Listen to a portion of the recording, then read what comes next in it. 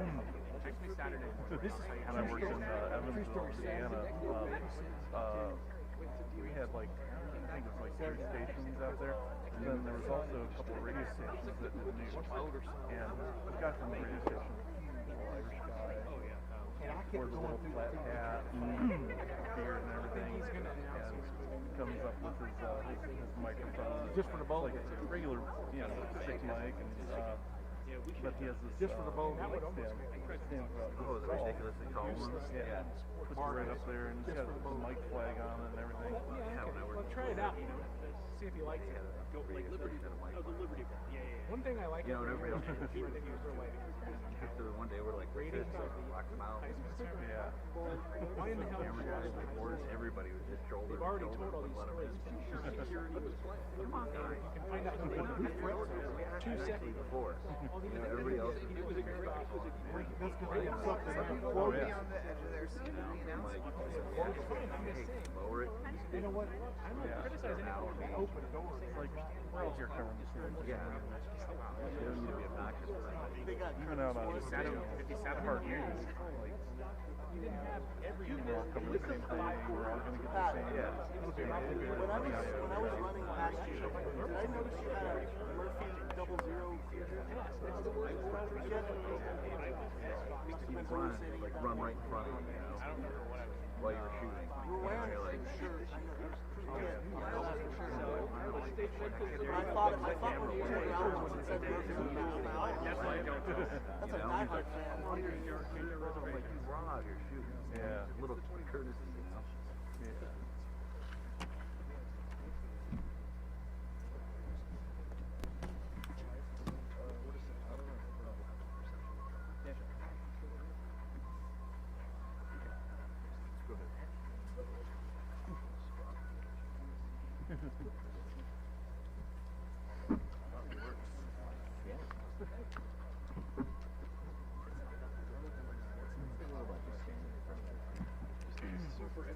That's what your camera guy back there is giving out camera. Here's telling everyone. We'll put you in front of them.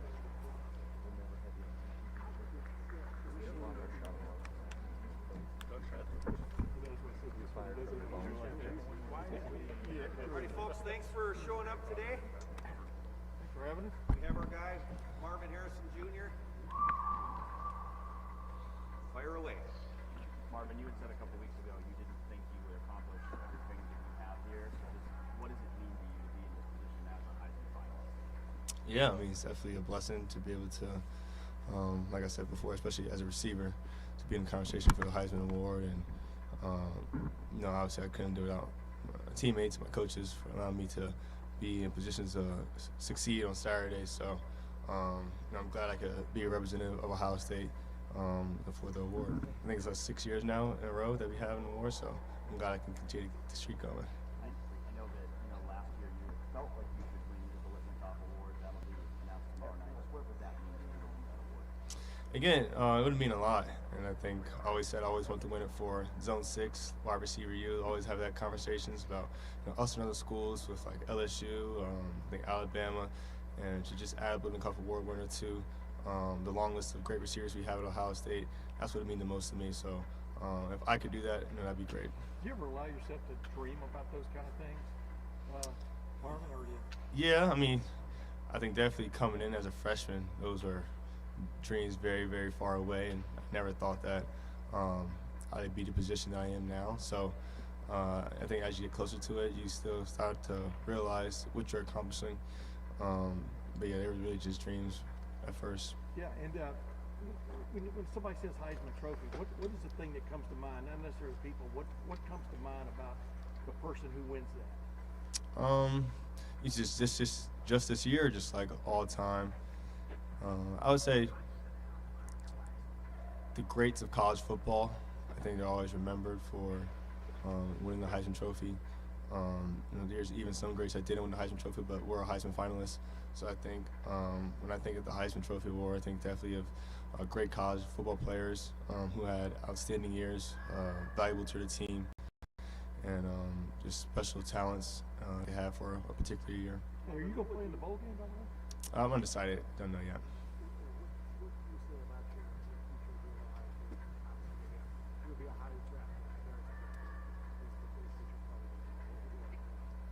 Yeah, I'm still undecided. You guys know, coming into this year, I wanted to beat the TN North and win a Big Ten championship, and obviously I did not do that this year. So I think it's a great motive to come back if that's what I decide to do. Because that's something I definitely wanted to do in my Ohio State career, and not being done that yet definitely opens the door for me to come back. But undecided, really just taking it day by day at this time.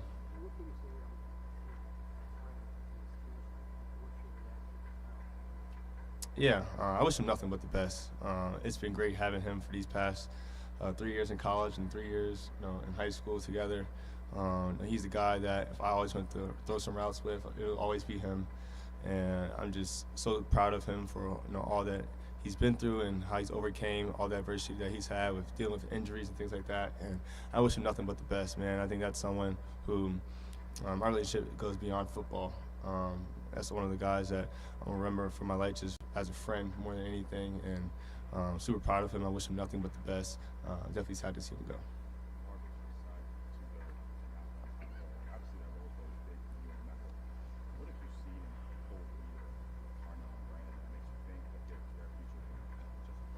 Yeah, I think they're ready. They're ready for that moment. They're ready for their opportunity. I haven't had that conversation with them yet because I'm still not decided on what I'm going to do. But I think I can't wait to see them excel because I know they will once they get into their role, and whether that's in the Cotton Bowl or next year. It's just super exciting to watch each and every day, just seeing how they come in and work, their attitude towards the game. You can see they want to learn from you, want to learn from older guys like me and Mecca, Julian, and X. Just super excited to see where the growth is as a player and off the field as well. Is Devin Brown ready for that opportunity? Yeah, definitely. I think he's, he dealt with some injuries in the middle of the season, so kind of lost some reps there. But I think the bowl practice is going to be great for him, help him get back into rhythm. He started practicing more towards the end of the year. So, but yeah, he's definitely ready. I think he has that chip on his shoulder that he's always had when he came in here. So I'm excited to see what he can do on the field as well.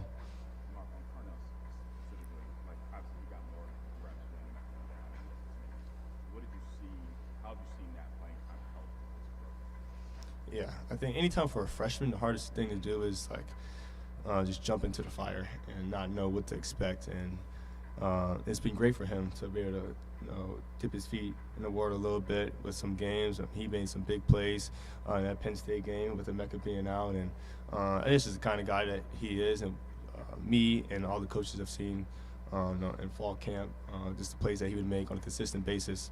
I think that's the most important thing when you're a freshman is trying to earn the trust of your teammates. But he's been consistent all the way throughout, and I'm just super proud of him really for what he's been able to do as a freshman.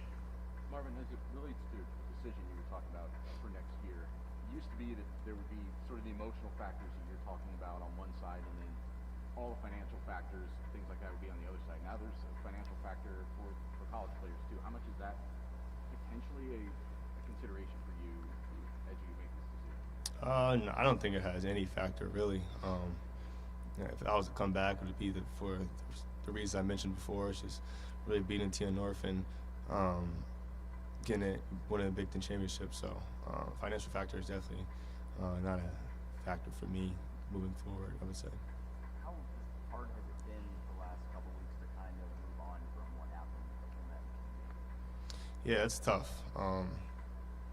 It's been real tough, really, because like I said before, that's kind of the one goal that you have, and I'm definitely blessed to be getting all the recognition that I am for these different awards and things like that. But I think I would trade it all for a win against the TN North, get to Indy and play the Big Ten championship. So it's been tough dealing with it, but we stick together as a team, as a group. We support each other, lift our heads up, and we just got to move on with life. Figure out how we can get better for next year, and what we can do to get that win. To summarize it, do you feel like your college career is incomplete? I mean, how would you describe it to people? You haven't quite gotten what you wanted out of college? I mean, explain that. Yeah, definitely. I think as a freshman, you come to the Big Ten, a school like Ohio State, where the Big Ten championship is played, and you want to play in Indy so bad. And I will say when I got here, it's going to be a foregone conclusion that we're going to play in Indy every year. And obviously that's yet to happen for me. So I think incomplete is the way you could describe it. But it's just something that, if I do decide to move on and not come back, it's something I'm going to have to live with. It would be very hard for me. But yeah, I think definitely winning a Big Ten championship, beating TNO North, something I wanted to do really bad as a college football player. Is there any thought to the 12-team playoff? Go ahead. What you got weighing on you, the expectation is you're going to throw, for reason, but the incomplete part of a college career, how much does that really weigh on you? Yeah, I think it weighs a lot, and maybe for the outside world, maybe the reason why I'm taking maybe so long to make a decision. I know there's still a lot of time left for me to decide, but I think that's definitely the main factor for me coming back would be to accomplish those two things. And there's still a lot of thought has to be put into it to see what I want to decide to do. Do you have a timeline when you want to make it? No, I do not. Do you look at the 12-team playoff and the new Big Ten and all the divisions as maybe an incentive to come back and, maybe not just get to Indy, but a chance to raise a national title for? Yeah, definitely. Obviously, that's one of the biggest goals to win a national championship, which you always want to do, especially as a team. I know the group of guys that came in here with, what the kind of goals that we set for ourselves coming in here is that 21 class, and unfortunately, we haven't even got to a national championship yet, so I can't really put that as a goal if I've never even got to that point. So I usually kind of just stick with the TNO North and the Big Ten championship. So. But yeah, I think that definitely is a factor, and I think 12-team playoffs sound super exciting. Just different teams that you could play. There's an opportunity to play teams twice, I think. We would have been a 12-team playoff this year. We might have played Penn State again. I don't know the exact the bracket it would have been, but just games like that would definitely be exciting. And rather than playing in it or watching it, definitely be a fan of the 12-team bracket. Hey, Marvin, we saw TJ do this last year where he literally took up to the last second to make his decision. That seemed like it was no-brainer, and we're seeing why this year, why it looked like a no-brainer. And it looks like it's a similar situation for you where it's a no-brainer what you should do next. What's not making it that simple? And why not just come out and say, whatever your decision is going to be? Yeah, I think, like I said, I want to beat the TN North and win a Big Ten championship. So if I could point to two factors or two reasons on why I haven't made a decision yet, it would be probably those two things. And no, I didn't talk to CJ too much last year or what his reasons were for holding out. But I think that's what it is for me. And obviously, there's still no rush to even decide to forego my eligibility or whatever people put out about entering the draft just yet. So there'll be a time and place for that. I don't think it is now. There are definitely factors what may be keeping me back from declaring. Do you feel like you need to make a decision before the Cotton Bowl in terms of playing in that game, or could you play in that game and make a decision afterwards? I think both are possible. Obviously, I have to let my coaches know probably before the media would know, so give them a heads up on what I'll probably do. But yeah, still undecided yet there. Is there an incentive, even if you choose to go pro, to play in that Cotton Bowl so the last game isn't what happened up in Michigan? Yeah, definitely. Always want to go out with a win. Hopefully that's something that we could do there if I were to play. I'll come with a group of guys one last time that you came in here with, like Travion, Emeka, JT. That 21 class is so special to me. Because just the group of guys that I came in with, we had COVID that year, so we really didn't get to hang out with each other like most other classes. So we really bonded together once we got on campus, being in our apartments like really close to each other, playing Nerf guns like that and everything. It was super fun. So to have one last experience with them and go out with a win would definitely be super special for me. Mark, what kind of memories do you have in New York City? Like, did you grow up going there from Philly at all? And what do you look for? Yeah, okay. So I was going to wait to share this story, but so the first year my dad was up for the Hall of Fame. He was in New York, actually. And I remember being in a hotel room with him at the time. He got to explore the city a little bit and just wait for his name to be called to be elected for the Hall of Fame. And unfortunately, he didn't get in that year. So that's something I definitely always remember about New York. And it's kind of crazy how many years later now that I'll be going to New York myself as a Heisman finalist, which is nowhere near to being a Hall of Famer. But just how the years have just gone by and what I've been able to accomplish. If you'd have told that kid that his dad was waiting to be a Hall of Fame at that time, that one day you're going to go to New York yourself and be a Heisman finalist, would have been very surreal. So definitely a special place for me. What are you looking forward to this weekend? What do you think has been most fun about this experience outside of potentially winning? Just taking in with your family, actually being able to look back on all that you accomplished. It's not something that I do quite often a lot. I'm always looking forward to what's next, how to get better at something. But I think this week will be an opportunity where I can just look back on everything and just be thankful of how far I've made it. Be proud of yourself for all the work that you put in and see it pay off. That's something I'm excited to do right there. If you had a Heisman vote, who would you have voted for? If I had, I'm about to hang out with them, so I don't think I'm gonna make any make any picks. I don't want any beef with anybody. So. What do you think about that finalist field, though? I mean, you're in it. Yeah, they're great. I mean, they're great. I think there's a bunch of guys that's been through a lot of adversity. I think they've all transferred at one point in their college career. Just to see them bounce back has been super special. I mean, I'm a big fan of college football, so I got the chance to watch them a lot, especially Michael and Bo. They play in the Pac-12. Usually they play the late game, so. No, they're super exciting to watch what their offense can do, and really a special group of guys. Is it puzzling to you what's going on in college football right now, though? Like you just pointed out, the transfer quarterback. Your quarterback from this year is transferring. I mean, he's in the portal. How do you explain that to people, Marv, about what's going on? Yeah, I don't know. I don't know what the transfer portal world is like, really. I think everybody's just looking for the best position for them to be in, for them to succeed. Yeah, I don't know what everyone's motives is. I think that's the hard part, is figuring out why the reason they're transferring. So some people might be for money reasons, or other people might be for a better position, closer to their family. Like, you just never know what someone's reasons are. So I can't give you an answer on that. Define the Biletnikoff Award in terms of you're not a player. What is it that would make you vote for one person or another? What makes one receiver stand out over anybody else? I think definitely you have to have production is obviously a main factor. I think just the value to your team, the big games.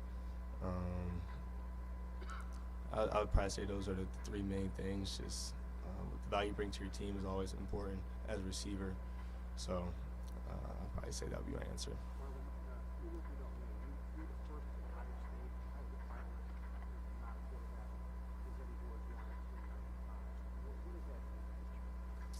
Yeah, that's, like I said, always when brought up in these conversations, just you look at the great receivers that's come through here. It's kind of crazy how they didn't win any awards or be nominated for any of the recognition or the accolades that I've been getting the recognition for. So it's definitely an honor for me, and really I just want to represent that receiver room in particular, just for everybody to know that Ohio State produces great wide receivers, and we still can receive the accolades that the rest of the country does. So, winning the Biletnikoff Award, winning the Heisman wouldn't be just for me. It'd really be for the whole Zone 6 and wide receiver arguments.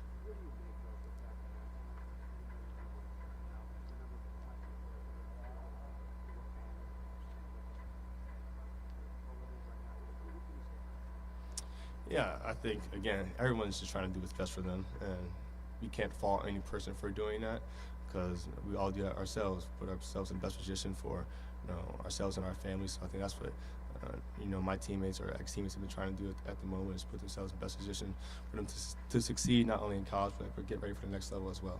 What is the mood like around the team right now, just as you guys start preparing for the Cotton Bowl? Motivated. I think definitely coming off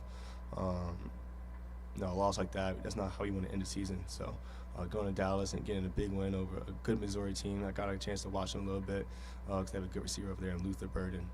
Just to go over to that in Dallas and win a big game against Missouri would be super big for us and gain us some momentum going into next year. Sounds like you're going. Oh yeah, I'll be there. Yes, I'll be there. Yeah, well, I mean, playing. I don't know about, but but I'll be there. Yes. By the way, Chase Young was a finalist defensive end a couple of years ago. Yes, correct. It just proves they are looking at others other than quarterbacks, right? Yes. I mean, it definitely is a quarterback-dominated award, and rightfully so, most valuable position. But yes. Marvin, you've mentioned Zone 6 a few times. Do you feel like the rest of the country doesn't view you guys as good as you guys think you are? I mean, I think yes and no. I always hear the arguments of about the awards. I think Alabama has a couple of Biletnikoff awards recently, and so does LSU. And that says something a little bit, but so I think that's why we might not get the recognition of other schools. But if you just look at the history, Ohio State's produced great receivers year in and year out, really. So I'm just glad that hopefully I can be able to add to the list and be able to bring some of those awards home for us. Yeah, exactly. So I think that's what really matters there, anyway. As far as that full circle moment with your dad in New York, obviously when you came here, the main thing all people knew about you was his son. Yeah. Now you've gone out and forged your own legacy as probably one of, if not the best receivers ever played here. Just, if this is it, as you look back on your Ohio State career, what does it mean to forge your own legacy? Yeah, it definitely means a lot. It's still something that I haven't thought of recently, but like I keep mentioning, just such the great legacy of Ohio State receivers, dating all the way back to Chris Carter, and then some of the teammates that I've had in the past, Chris and Garrett and Jackson. To even be in that conversation is an honor within itself, and something I'm super proud of. Just something I worked very hard for, and just never really thought that I'd actually get there.